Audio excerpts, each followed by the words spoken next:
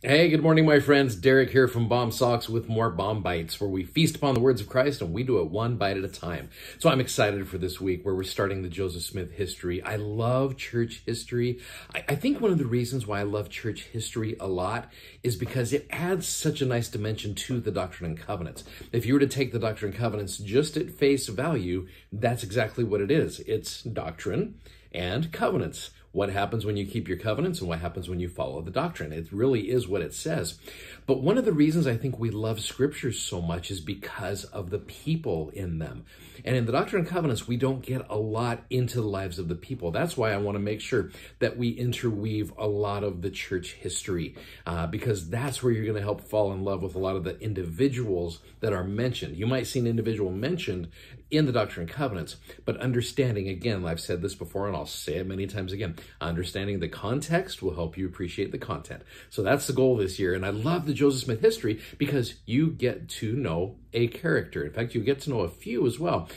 But I hope this year, as you study the Doctrine and Covenants, you get to love Joseph Smith just a little bit more. You will see him as a normal individual. And I love the fact that we get to see him as an imperfect person, because that's when I start relating to people.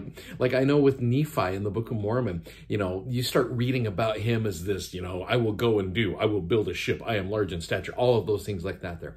And he's almost untouchable until you get to that second Nephi chapter 4, where you see him, oh, wretched man that I am, my heart, groaneth because of the sins which easily beset me. And then I'm just like, okay, yeah, I can relate with this guy. So I love the fact that as we study church history, we don't necessarily see the romanticized, beautiful picture of individuals. We see their flaws. And honestly, I am so okay with that, because that's kind of what, it's the way we all are. We're here to learn. We learn from other people's mistakes. And so I love that. So we're going to study about Joseph Smith, and I love Joseph Smith. I absolutely adore him. So I want to give you a little bit of a background to where Joseph was at as he was writing this particular part in the Joseph Smith history. So the question is this: what are some issues, either historical, cultural, or doctrinal, in the last several years that people who are not of our faith have brought up about the church to try to cause trouble and controversy?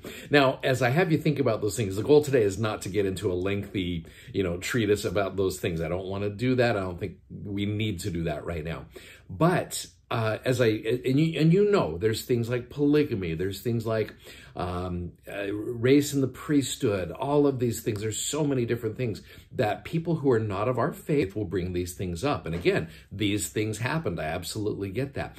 But I love the way Joseph starts out verse 1 of the Joseph Smith history. Owing to the many reports which have been put in circulation by evil disposed and designing persons in relation to the rise and progress of the Church of Jesus Christ of Latter-day Saints, all of which have been designed by the authors thereof to militate against its character as a church and its progress in the world, I have been induced to write this history to disabuse the public mind and put all inquirers after truth in possession of the facts, as they have transpired in relation both to myself and the church, so far as I have such facts in my possession.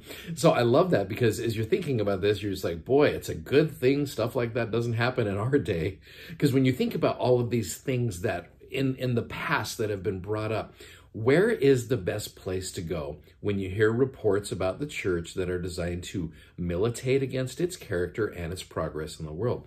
Now, what's interesting is here we are in the year 2021. Back in, like 30 years ago, if I wanted to find some anti-Mormon literature, I would have really had to go to I would have had to actually go to the library, would have had to go find books. And now in 2021, it comes and finds me. So that's why it's so important to go to divinely appointed sources. I think that is such a key element to this whole process.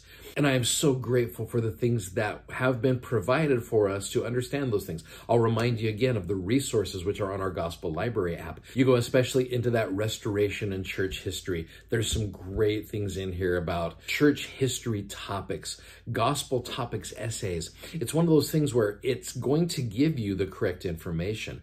So when you see things out there that are designed to militate against the character of the church, here is Joseph giving the facts so far as are in his possession to do so.